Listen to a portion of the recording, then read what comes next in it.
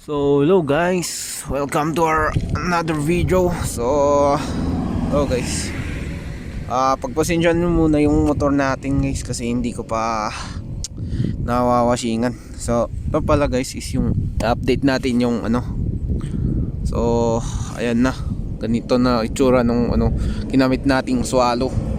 So ito, street enduro na Swallow, size 110 by 90 by 17.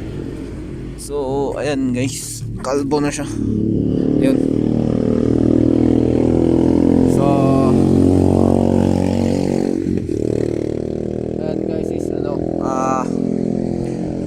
ayan, pag may time tayo magpapalit tayo ng gulong, update ko kayo kung anong gulong yung ipapalit natin dito guys.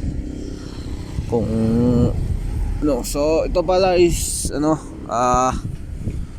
tumagal siya ng 4 months. 4 months kinamit natin nung 4 months, basta 4 months. 4 months na to guys. So yan, everyday use. So ayan guys, pud na. Ayan, pud na siya. So yun lang guys, thank you for watching.